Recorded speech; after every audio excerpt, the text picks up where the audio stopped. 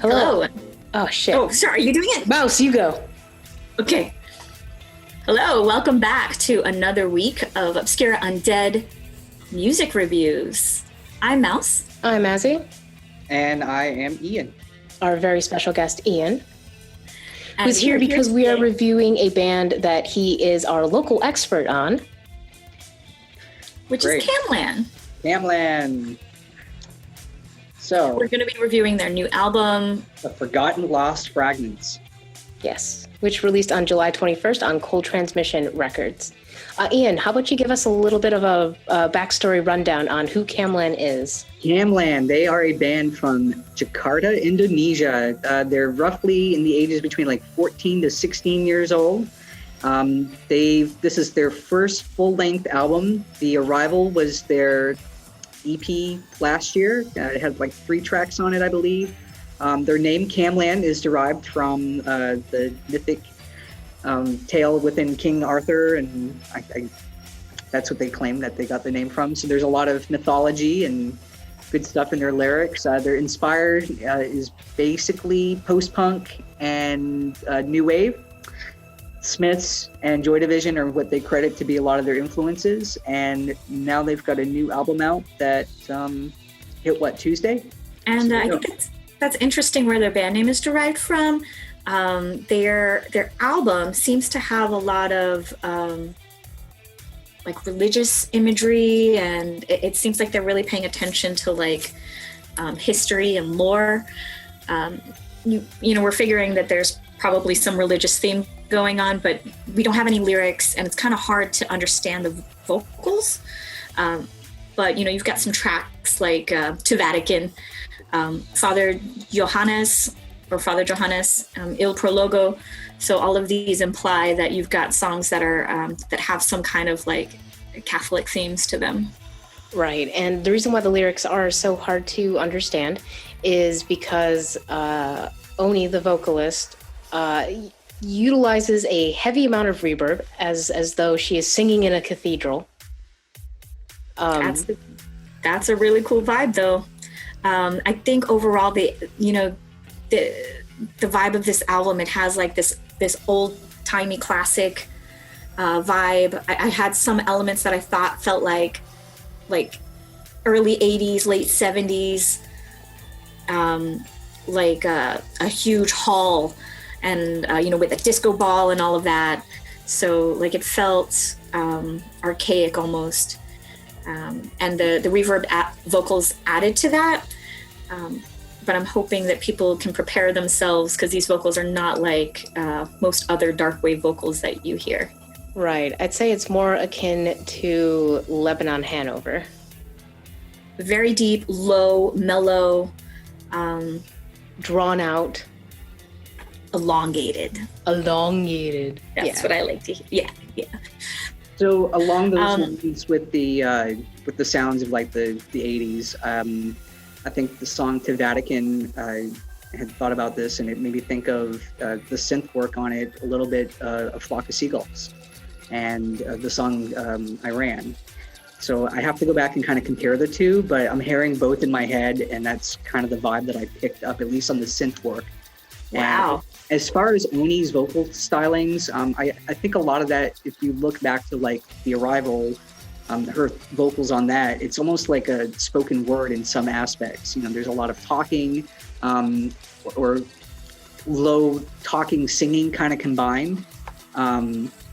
So I think that's where that kind of drawn out, very deep, low sound is coming from. That might be at some points difficult to understand when they start really belting out their tunes.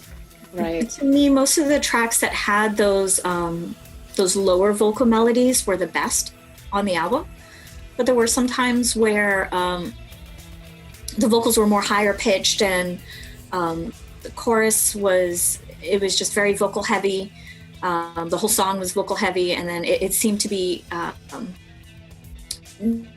not as comfortable a range as like the natural low vocals. So there's particularly true on track 3, The Ballad of Us. I think it might have been Track a little bit too ambitious. Yeah. I think actually there were some points where I don't know if it's an apt comparison, but it almost gave me like Stevie Nicks vibes. But I don't know if that's what they were going for, and I don't know if that really suited the track necessarily. It wasn't horrible, but it seemed very noticeable on that track that they were just really belting it out. One of the best tracks on the album is in the middle, "Lonely for the Rest of My Life." Oh, such a nice track. That's that one. Yeah, it had a great like modern dark wave vibe to it. It sounded like something that, like a band that you would see on tour with, like, She Passed Away and Camlann and Lebanon Hanover.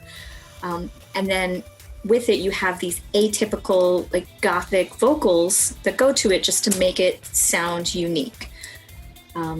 This is the best representation of the band. I think the best representation of the band is a mopey, catchy chorus. Yes. Then track 6. New City, New Hope. So this one definitely made my day, brought a smile to my face. It's such an oddball track, but it's like a like a breather in the middle of the album. It's got like an almost, I don't know, I want to say like almost disco vibe to it. Disco, that's what I was, okay. I wrote down upbeat, easy listening vibes, like 70s Japanese inspired city pop. It's got a disco vibe. It reminds me kind of Daft Punk. Kind of, yeah.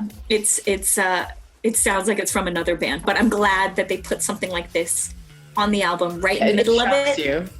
Yeah, totally stands out from the somber vibes of all the other tracks.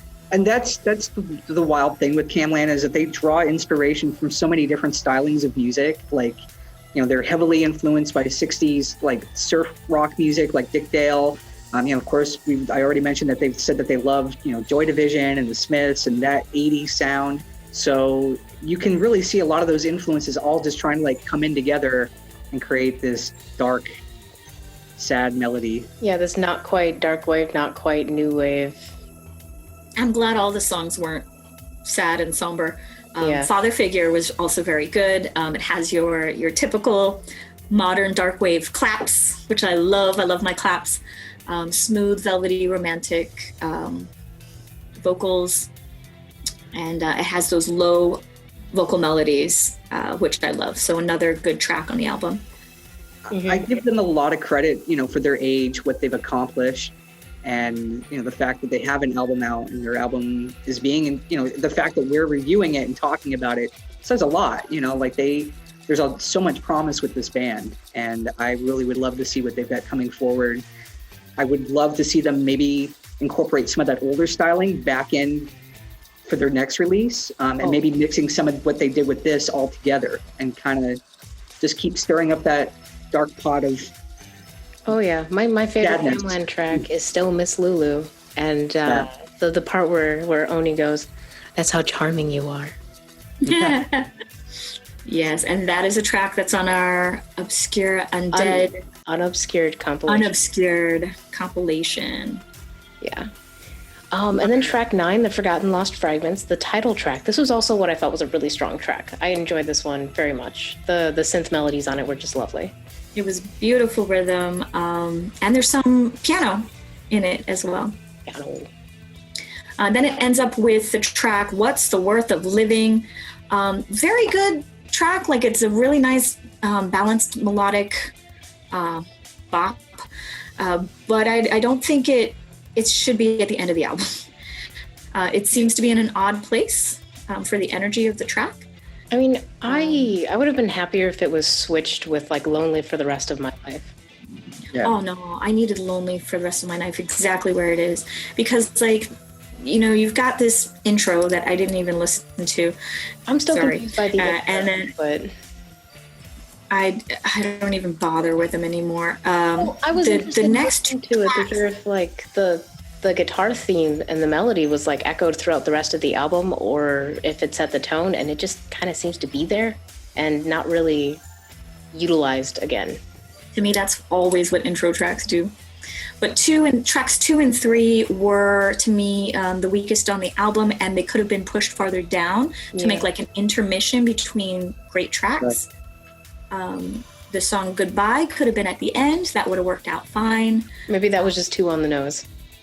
It was too straightforward. Yeah. That's fine. But I'm guessing. I did enjoy the tempo and energy of What's the Worth of Living. I really enjoyed the very, very end where the synth and guitar rhythm come together. I thought that was really tight and well written. Mm-hmm. I wish the instrumentals were a bit higher. Just throughout the entire album, they tended to get buried under Oni's vocals and all of that like reverb and chorus, which kind of muddied some of the melodies. I would have liked to see that like dialed back in a little bit. Yeah, I think that's a mastering thing, and or it could have been an artistic choice. Mm-hmm. But yes, I would have liked to hear more of the instrumentation as well. Right, because there was a lot of interesting stuff going on for sure, but sometimes was lost. Maybe that's what the Forgotten Lost Fragment is. So I realized I didn't say who they are as a band. There's the 3 of them. We didn't kind of give them. We talked about Oni and her vocals. 2 other guys there. There's Bayu and Fauzan on synth and Bayu on guitar, and then Oni does vocals and bass. So. Right. And I believe that there's someone with songwriting credits who doesn't perform in the band.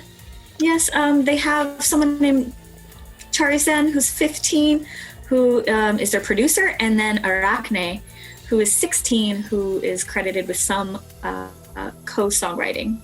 So like this really is like a tremendous effort from this group of teens, and that's part of what makes like this, like what they're doing so remarkable, is it's good and it comes from an unlikely source and it's interesting. And then when you consider how young they are, it's actually really well written for, what you've got, like a school band. This is great stuff. So definitely worth checking out. Go visit their Bandcamp, Oracle Transmission Bandcamp, and you'll find it. Yeah, take a listen. Let us know if you liked the album. Tell us what you liked about it, disliked about us. Let us know what your favorite track is down in the comments below. Thank you so much, Ian, for joining us. Thank you for having me, as always. Thank you. And until next time, you can catch our news episode, which went up on Monday. You can catch us Wednesday nights and Thursday nights on twitch.tv/obscuraundead, where we do Wednesday nights. We have a new music radio that we run for about an hour. And Thursdays, we have our Subculture Shock series hosted by Skullgirdle, where we discuss various topics relevant to our scene experiences. And then on Fridays, we have our Obscura Undead virtual club. Maus is a DJ, I'm a DJ, Ian is a DJ.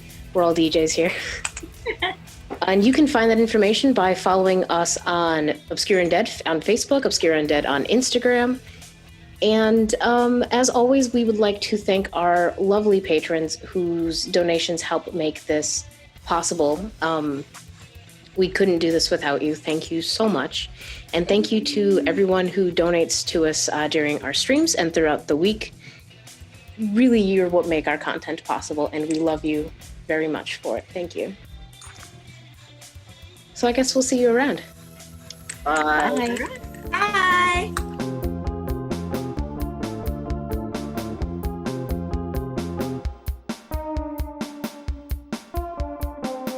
This ignorance of consciousness, despair.